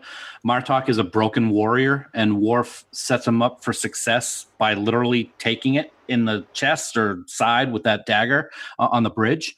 And I gotta say, I just love the Cardassian neckbone necklace that Lesket is wearing. That's just brilliant. So I like this episode a lot. It's crucial for the Worf Martok relationship. Hayley? Yeah, this one is definitely a see it for me. I absolutely love that, you know, Jadzia comes to Worf and she's like, we're going to have a problem. We're going to have a big, big problem on this ship if you don't do something. And it has to be Worf. It can't be anybody else. And I think this strengthens the relationship between Worf and Martok. And I love how Worf doing what he does just brings Martok around. Because imagine he's been in that camp, that Dominion camp, for a long time. Mm-hmm. A long, long time. And that's going to have effects. And I love that we finally are getting to kind of see some of those, because Star Trek, unfortunately, has this thing where something happens to someone in the episode and the next week they're all just hunky-dory and fine. Yep. And that's, in some cases, yes. But in a lot of these instances, they are struggling and we don't see it. And this time we get to see that struggle. And it's great. Yeah, I agree with you. Camp Kittimer said to the tune of 92% that they would see this episode. One person said it's the Klingon version of Family. And I had to take a step back and think about it. And it really kind of is. Mm-hmm. You know, when they were putting this episode together, they kind of wanted to do Star Trek without any Starfleet, officers necessarily. They want to do Star Trek Klingon. And that's really kind of how this comes about. And I think it's done extremely well. So 92% of Camp Kittimer is right there with us, guys. And speaking of family, this is the episode, correct me if I'm wrong, that Worf becomes part of the House of Martok. So, yeah, I like that analogy. It's pretty cool. Yeah, it really is. Yeah. All right. Episode 22, Children of Time. An accident causes the crew to meet their own descendants and presents them with an ethical dilemma. They're way descendants, way far. Yeah. Future descendants. Yeah, Dan. Well, see it. I mean, wow. This is one of my favorite episodes of the season. It's spectacular. The moral dilemma facing this crew is absolutely gut-wrenching. It's just great. I love just about every aspect of this episode. The only thing that I take issue with, and it's minuscule, is Kira at the end of the episode. She's blaming her Odo for what the other Odo did, and that is completely wrong. That just rubs me the wrong way. I'm glad it happened, because if not, then the crew would have been gone. But it's just something that has always bothered me a little bit, and it doesn't really affect their relationship. It's what you just talked about a moment ago, Hayley. Is next week everything seems to be fine for the most part with the two of them, and of course it gets much better for them later. But still, it's an amazing episode of Star Trek. Bill. For me, it's a see it too, Dan. I used the phrase all-time favorite a few times, and this is one of my top 10 all-time Deep Space Nine episodes, simply for what it means.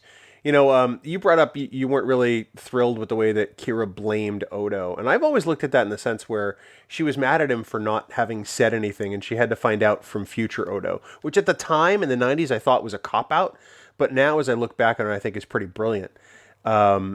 Because I don't know that Odo would have had the courage to tell her any other way.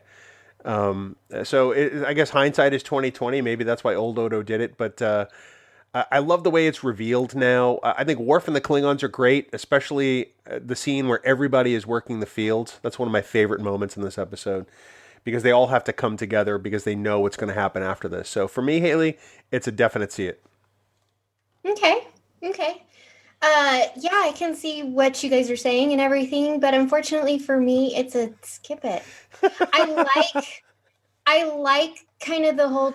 I mean, it's a really interesting time travel kind of episode. Dan's just acting like I'm not even around anymore, whatever. I'm sorry, who is this? Yeah. Mm-hmm. Unfortunately, it sets up something. I don't like the way it ends, and I am not a Kara Odo fan. Kodo, however we want to call it. Kodo. So it's a skip it for me. Okay. All right. I don't know how to follow up that other than to give you the percentage from Camp Kittimer. 84% said that they would see this episode. One person said it was a borderline see it. The fact that the Defiant crew couldn't figure out that the people couldn't die if they never existed to begin with, that really bothered me. Okay. I understand that. And somebody said, fine, Sisko with baby cuteness. See it. I like that. Yeah, that was pretty good. All right. I mean, there are aspects to the episode that I find enjoyable, but it's weird. No. Anyway, moving on. Episode 23, Blaze of Glory. An act of desperation by the Maquis could plunge the Federation into war. Really? Because it wasn't going there. The Maquis have 30 cloaked missiles headed to the Cardassia, which will cause an outbreak of war in the Alpha Quadrant. Bill. So, Haley, I'm just going to put you down for a skip it on this one right now. I don't want to say you're telegraphing, but I'm just going to put a 0 in that column right away. For me, though, it's a see it. I do think it's the weakest of the 3 episodes in this trilogy, like we talked about in the episode we did earlier this year. But I definitely think it's absolutely worth watching, Dan. I absolutely think it's worth watching, too. And if I may be so bold, a reason for this decision can be found in episode 137 of the Trek Geeks podcast. It's great that you plug your own podcast on your own podcast. That takes skill. I agree with you. It is the weakest of the 3, but it's still great. I kind of wish that Eddington didn't die the way he did, although he did sacrifice himself. I just thought it was kind of a boring way to go. Okay, he gets shot a bunch of times by the Jem'Hadar. It could have been something much more, apocalyptic, possibly. But with that being said, I still love the episode. Still think it's worth seeing. And now we will hear why Haley doesn't think that.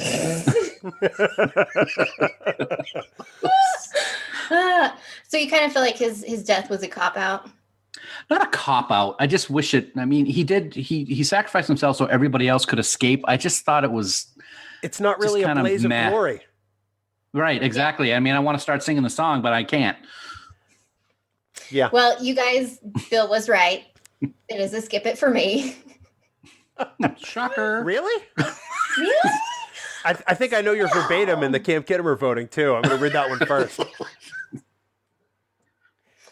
Yeah, I don't know. The whole deception thing, it just doesn't work for me. It triggers too much for me and everything like that. And really, I mean, like I said, the Federation was kind of headed to war anyway. So really, does it matter how fast it comes? Yeah, you're not prepared, but it's a TV show. I'm pretty sure they could have written that they were prepared like the next day. But anyway, so yeah, it's a skip it. So Haley was among the minority in Camp Kittimer voting for this episode, where 92% of respondents said they would watch Blaze of Glory. And the lone verbatim on this episode is most likely Haley's, where it says, Maquis boring, dead or alive. Skip it. Am I right? Okay. It wasn't me. Okay, all right. I don't write stuff as to why. Liar. Oh, Dan, you just got the look. I got the look. I apologize. I just became your favorite Trek geek now for like the 150th time. It reverses back and forth, and in this episode alone, for a moment, I'm your favorite, and I'll take it. It does reverse back and forth. All right. Episode 24, Empok Nor. O'Brien, Garrick, Nog, and an engineering team go to Deep Space Nine's abandoned sister station, Empok Nor, to salvage components. Dan. See it. I love this episode. It's so good. You get the station rotating on its side axis, which is kind of cool. There are murderous Cardis running around, which is cool. And Garrick becomes one of them, which is cool. I did find it strange that there were no repercussions for him murdering a Federation officer, but oh well.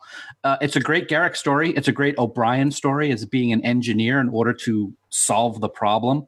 I just think this episode is great, and we get to see Empok Nor more than once, so big plus there. Bill's got to be making faces because I can't see him right now, but Haley's laughing hysterically. I'm rotating on my side. Oh. Very nice. It's Empok Bill. Yeah, it's Empok Bill. Thank you. I'm pretty sure you said "see it," Dan, because my ears were blown out after you said something. Loud volume.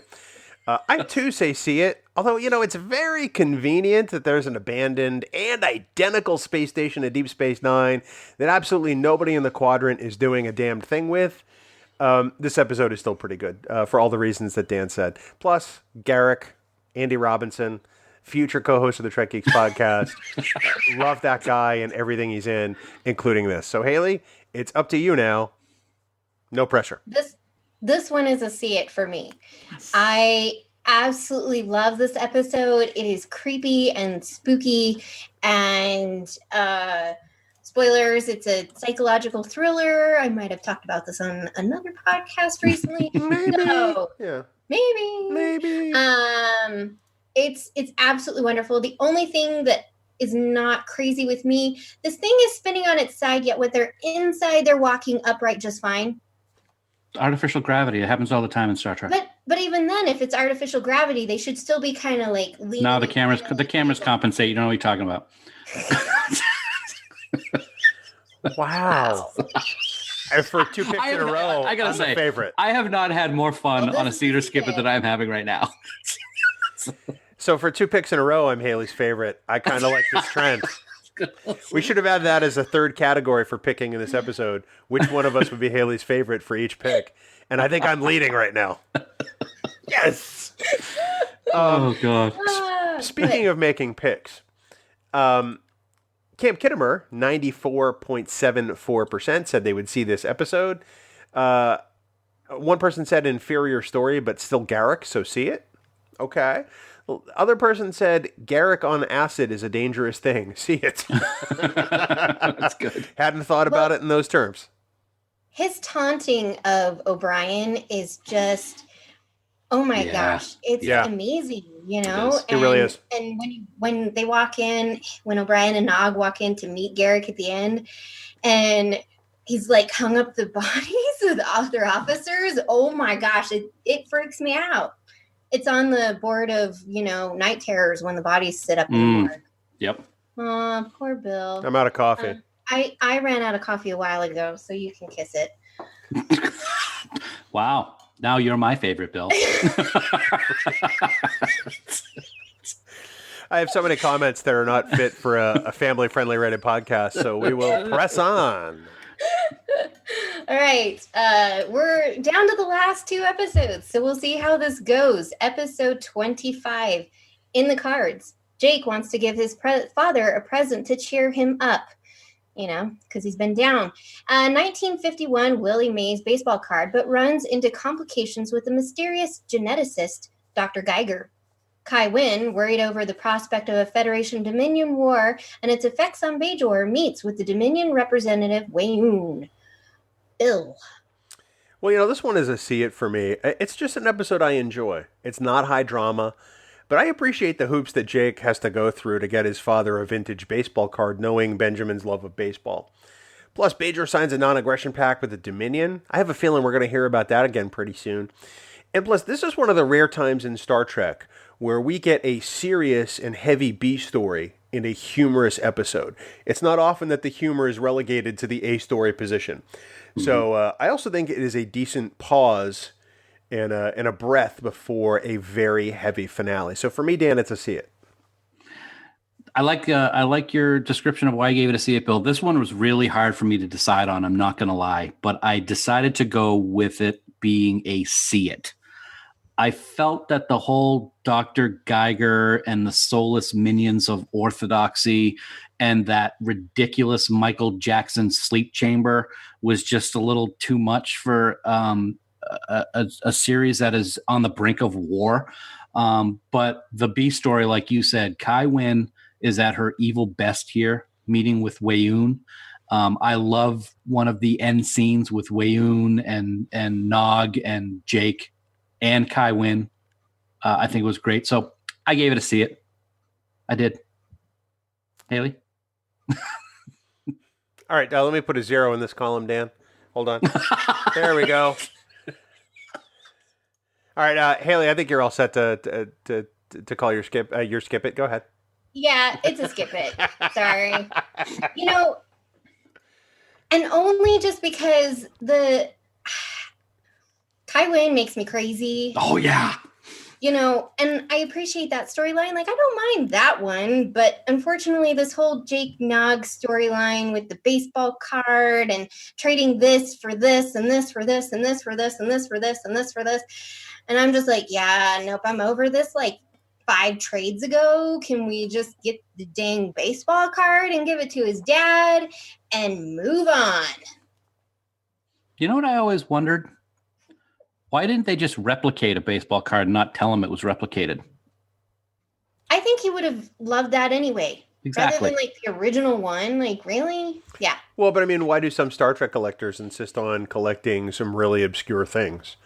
Because that's more important than a Willie Mays baseball card. Wow. This is true. Wow. Dan. I'm sitting in front of my shelf of stuff. So, I mean, really. And none of it's replicated. Dan, the huge sports ball fan, doesn't understand why somebody would collect a sports ball card. Okay. I'm with you there. Well, regarding in the cards in Camp Kittimer, 86%, almost 87%, said that they would see this episode. Some people thought it was beautiful and funny. Must see. The must see thing kind of surprises me. And Dan, to counter your point, somebody said soulless minions of orthodoxy demand you see it. So really? See it. Yeah. Okay. All over the place. Everywhere. Up and down. Yeah. And his nightgown. What? I don't know. Childhood poetry. What is wrong with you? I don't know. It's another episode around the favorite. I'm psyched. Yeah. All right, guys. Well, we have made it to the end of season 5. Or you've made it to the end and survived the madness that is Trek Geeks. Episode 26, Call to Arms. Faced with the realization that the Dominion are taking over the Alpha Quadrant, Sisko decides to mine the entrance to the wormhole with self-replicating cloaked mines, thus beginning the Dominion War. Dan. Well, I will be shocked. Well, you might have it as a skip it, but I'll be shocked if any other people have it as a skip it. This is a definite see it. It's a brilliant season finale. The wormhole is mined and the Federation hightails it out of DS9. Jake is all grown up and stays behind, and we get to see for the first time on screen a massive armada of starships. And I think it works perfectly. It's a great finale to season 5. It sets up an amazing season 6. Bill. Sorry, Kaylee and I were making fun of your massive comments. This is an absolute see it for me. This finale really is the perfect ending to one of the best seasons of Star Trek ever. It has everything, and it sets up a great deal for season 6. And hey, look at that. That Bajoran non-aggression pact with the Dominion that I said might come into play, comes into play, like right the next episode. It's like I've seen it before. I really enjoyed that this is not a true cliffhanger in Deep Space Nine style. But man, there is so much uncertainty when we get to the end of this that it's one that makes you wish the summer would fly on by so that you could see how it resolves. So for me, Hayley, it's a total see it. Thanks, Dan, for answering my answer already. Just kidding. I would never have talked to you again if you gave this one a skip it. Wow. So Bill would have become my favorite. All right. Then. No. Yeah, this one is a see it for me. Keep talking, Dan.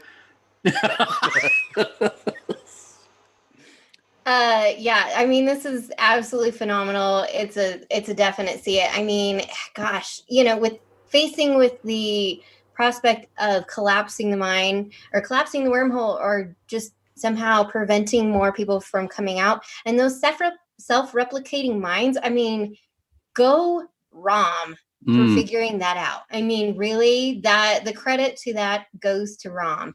I mean, absolutely just phenomenal, hands down. Sorry, I had a plane going overhead. I agree with you 100%. Cam Kittimer agrees with us to the tune of 97%. I'm guessing we had one lone skip it, which is fine. But here's what people say. Actually, no. Somebody didn't select. It's actually 100% because some person didn't select see it or skip it. They just made a comment. So 100% of people said that they would see it. Nice. Minesweeper meets Star Trek. See it. Give no quarter and take no bleep. See it.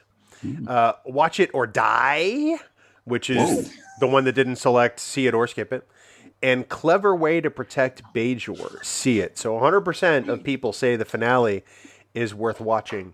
And that's 4 times that's happened. I think that's a record for see it or skip it, Dan. That's fantastic. Very exciting. So, Hayley, one, we have to thank you for shepherding us through this season. Are you interested in hearing percentages of how we did? Yeah, definitely. Well, I'm going to start with you, Hayley.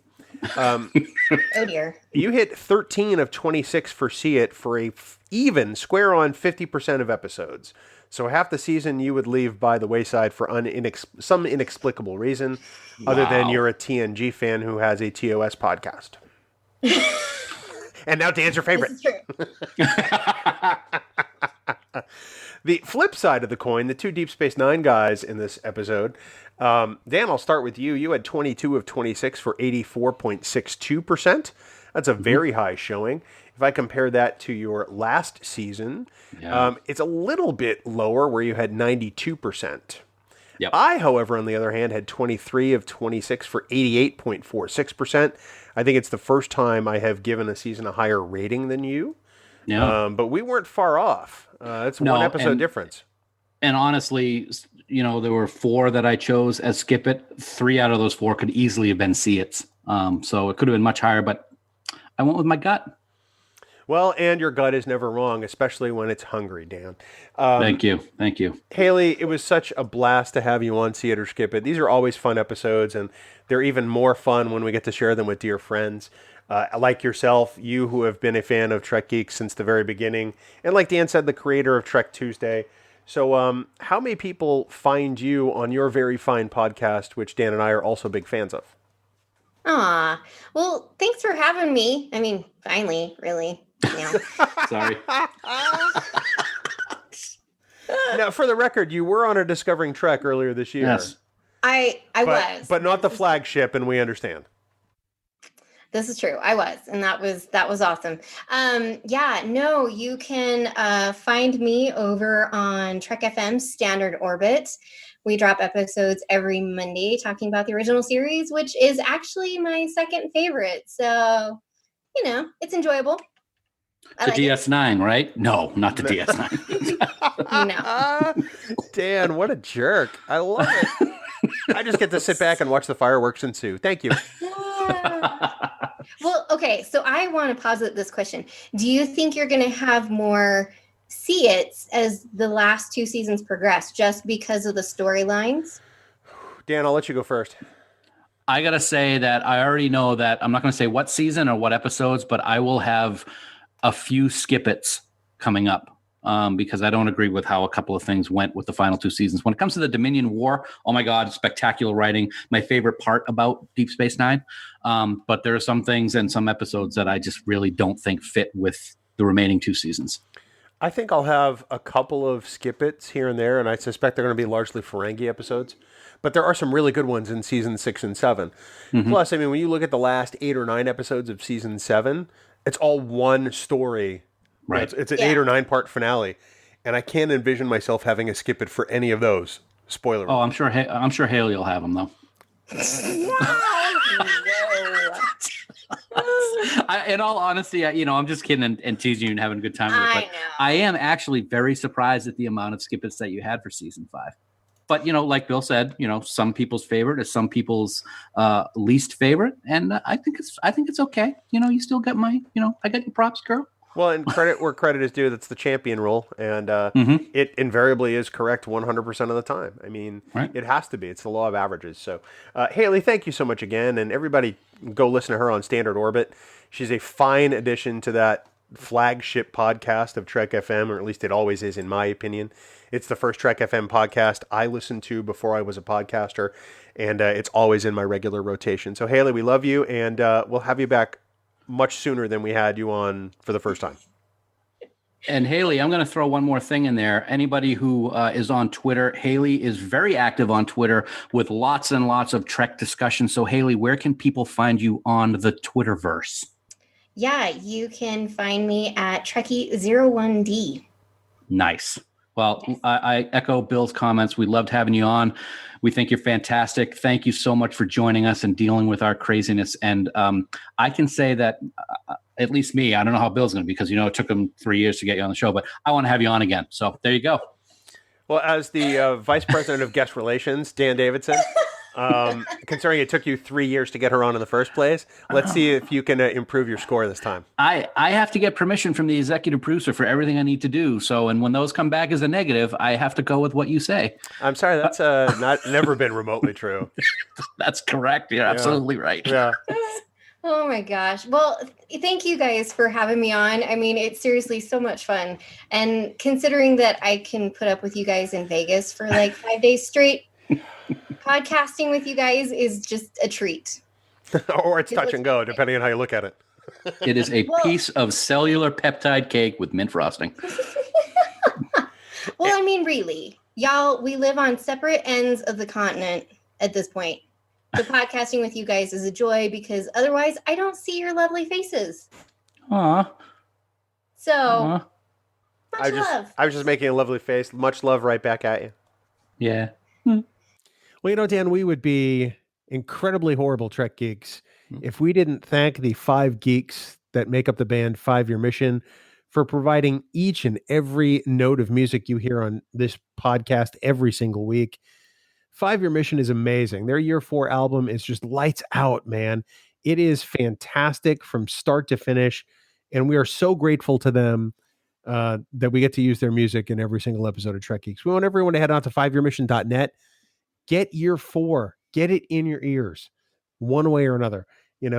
Either order the CD or download the digital files, put them on your device, and just start listening. I guarantee you're going to become a big fan. We hear from people all the time, Dan, that tell us that they just started listening to 5 Year Mission, including Amy Nelson from Trek FM. I know. Who just started. And I bet you Deanna Troi could be listening to 5 Year Mission when she's crashing the Enterprise. I bet you she wouldn't have crashed the Enterprise had she been listening to 5 Year Mission. I know, right? Unbelievable. Well, yes, they're fantastic. So we want everyone at 5yearmission.net. Get those tunes, yo. I'm telling you, you're going to be a huge fan. Yeah, I am definitely a huge fan, as you are, Bill, as so many people are. But I got to say, I was a little disappointed in the episode I watched this week. I for one always thought that his talents were natural talents. Playing those drums like an expert he was. And even his vocals were the thing of legend. But I was so disappointed and sad to discover, Bill, that it was all a farce. It was all fake, and that he was genetically engineered to be the best drummer in the quadrant. Of course, I'm talking about that episode, Dr. Farkshear, I presume, which we actually had a discussion on sort of just a little while ago with Hayley. No, don't pass out, Bill. No, wake up. It's okay. I know. I was shocked, and I can tell that you're shocked. Genetically engineered drummer. Farkshear. Out of 720 some odd hours of Star Trek, that's what you brought to the table this week. Well, it was. I only can say what my heart feels, and I was disappointed. The takeaway here is that you believe you have a heart, and that's so cute. Touche. So yes, that's Dan's terrible Farkism aside. That's 5yearmission.net. Please download all their albums. Dan, next week we continue our year-long celebration of DS9 25. And we're going to tackle an incredibly tense episode that just has some really huge repercussions for the rest of the series. Yeah, that is. I think that's putting it. That's putting it lightly, man, and it's a little bit of an understatement.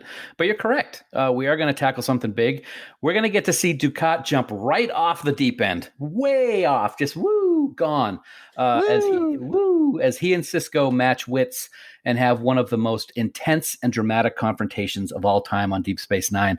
It's season 6's incredible episode Waltz, and we break it down Trek Geek style next week on your independent Star Trek podcast. You know, it's one of those episodes that you've watched once and you realize how much it means for all of the characters involved. Mm-hmm. And then to know that, you know, in hindsight, it really does inform Dukat and Sisko for the rest of the series. I'm really looking forward to talk about this one. You know, we did Duet just a little bit ago, and now we're going to do Waltz. I can only hope that that maybe after this we do something else musical, but that's a Waltz next week on Trek Geeks. What is wrong with me today? Just me. That's what happens when I take a day off. Dan, of course, for more great Star Trek discussion, we want everyone to check out the Tricorder Transmissions. They're online at the tricordertransmissions.com. So many podcasts. All of them fantastic. Mm-hmm. Everybody over there is a diehard Star Trek fan, and they just want to share their love of Star Trek. Whether it's Trek profiles, Trek ranks, you know, reading Trek, Politreks, weekly Treks, queer Trek, you name it. All the Treks over at Tricorder Transmission, so please check them out. And of course, Dan, for all the news on all the Star Trek, please visit our friends at treknews.net. For now, this has been episode 154 of the Trek Geeks podcast. We do hope you all live long and prosper. Glory to you and your coconut. This is another one of those times I wish we had video so people could have seen your crazy eyes just then. That's pretty good. Gowronish? It's almost very O'Reilly-ish, yeah. Excellent. I like that. Kabla! Ah. Music for Trek Geeks is provided by 5 Year Mission. They are writing one song for each episode of the original series. Download their music at 5yearmission.net. Trek Geeks, a Star Trek podcast, is a production of Coconut Media Works, executive producer Bill Smith. For even more Star Trek discussion, check out Discovering Trek, a Star Trek Discovery companion, available on Apple Podcasts, Spotify, and discoveringtrek.com. Bing bong! Bong to the bing to the B-I-G-ing. Bong. Bong, bing. Bong. It was quite... Those of you listening to Trek Geeks for the first time, this is perfectly normal. Perfectly normal. And perfectly normal that we both did it at the exact same time the other day. Oh, I know. Totally. How you doing, man?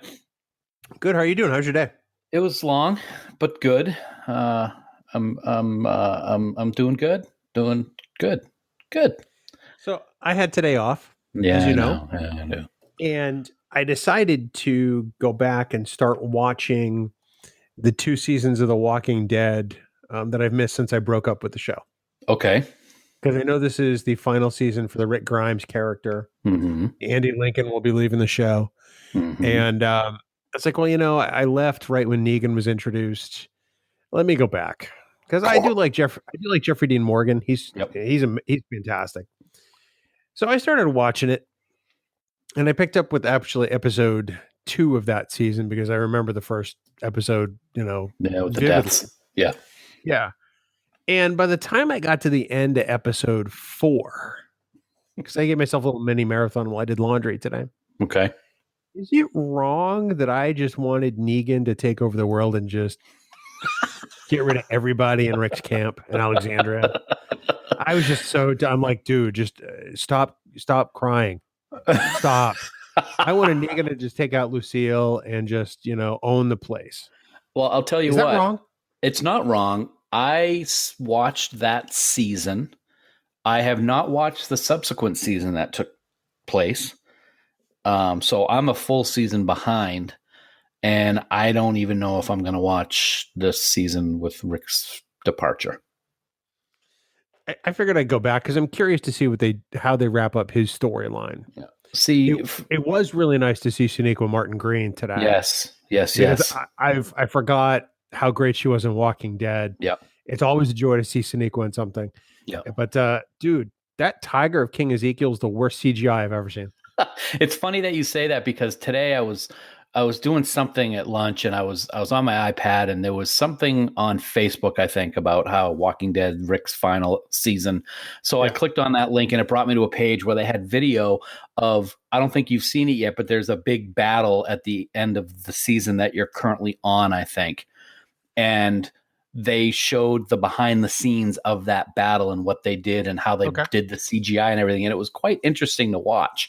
I don't remember the CGI of the tiger being as that bad as you're describing when we first met him in that like auditorium, if I remember correctly. Yeah, it was. But you will be seeing more of the tiger. I like to call him Tony the Tiger because he's great. You're great. Yeah, your face is great. I like the days of The Walking Dead when it was about staying alive from the walkers and not the other horrible human beings that are still left on the planet. So you mean like when it became a soap opera? Exactly. Yeah. I guess I'll get through that because I want to see what happens to Rick. Andy Lincoln has been fantastic on that show from the start. Yep. They've asked him to do a lot as far as, where they've taken that character, and the character's been through hell and back. So I'm curious to see how he meets his end, as it were. I mean, I have to assume everybody dies. Right. I have to assume he's going to die. Right. Coral. Coral. Yeah. Maybe I'll pick it up and see how it ends. I know that Sue will not be watching it again after that episode with the first Negan, with what happened. With Abraham and Glenn. She's done. So I'll pick it up at some point. It is on the Netflixes. It is. They just added another season. So probably the season I missed is now there, if not more than that. Okay. It is. We've been watching Longmire. We just watched a Longmire before I came up to record. Oh my God. How far are you in the season? Season 6, episode 4. Peter Weller is magnificent in this show. I love him to death. And he actually directed this episode that we just watched, which is very Lucian centric. So it was a great episode. Yeah. Very. We just, we're going back and catching up on Justified, which is a show that I've always loved, but we never finished. No. I'm a huge Timothy Olyphant fan. Yes. So we've talked about this as far as Santa Clarita Diet, which he's hilarious. Very, very, very funny. But he is just badass and Justified, man. Yeah. He's fantastic. I'll have to check it out. It'll only take you a couple of years because it's about how long it took you to watch Step Brothers. Well, yeah, but it might be different because now I trust your recommendations because of Step Brothers. Dude, at that point, I'd known you for like 20 years. You didn't trust my recommendations then? I don't think you gave me any recommendations then. I'm sure I gave you plenty of recommendations. In fact, I recommended Step Brothers for a year before I actually just broke down and bought you the DVD and sent it to you. I appreciate it. My plan worked. I didn't have to pay for it. Now I got a great movie. I really wish I had dropped your Enterprise again while I was at your house the other night, you jerk. I know, that was funny. Oh, goodness gracious. Yes, fun times. Mm-hmm. Good times. We gotta try to figure out what to watch next because we just finished The Crown, season 2. We're wrapping up Longmire, which we love. She won't watch Sons of Anarchy. She won't watch Lost. She won't watch Breaking Bad. So we're gonna have to figure out something else. She did talk about Jessica Jones, and so we might check that one out. Did you watch Lost in Space? The movie or the show? Oh, we started the series. Yeah, watch the series. I'm gonna have to go back. We watched the first episode and a half, maybe, and I completely forgot about it. We did like it, yeah. So, thank you. See, you're very helpful. This is why I'm here. That's about it. I'm here. What? Right. What? What? The what? Shoes are not dangerous. Hey, there you go. Nice job. Hey, put those fingers away. You got a double tribble from me. Fingers are not dangerous. They are, especially when I gouge your eyeballs out with them. Wow, very nice. I like that. Okay. You have issues. At the end of the day today, I did rewatch the season 2 Discovery trailer that came out this past weekend. Oh, my God. Can I just say that I think they have amplified the hype for the forthcoming season by a factor of at least 10 compared to a year ago. Yeah. That was wow. I mean, it looks fantastic. Looks absolutely fantastic. I don't know how anyone can look at that and say Discovery is not Star Trek. It's not possible. Because they're the keepers of the gate. No, but I just mean, just looking at their most simplest of arguments. Mm-hmm. Anybody who looks at that and says it's not Star Trek needs to have their head examined. Yep, absolutely. It's going to be awesome. I can't wait. It's going to be freaking great. And we get to see Saru without a shirt on, and he's got all kinds of alien stuff on him. Because he's an alien. Oh, right. That is funny. You ready to do this there, jerk face? I am ready. Let's do this. Are you the Red Angel? I am going to be your Red Angel because you're going to have blood coming down your forehead into your eyes when I'm done with you. Oh, this took a serious turn. You were just talking about gouging my eyes out. That's nice, though. Wow. That's so you don't have to see my face. Oh, okay. Well, all right then. Appreciate it. Gouge away. Shut up and read.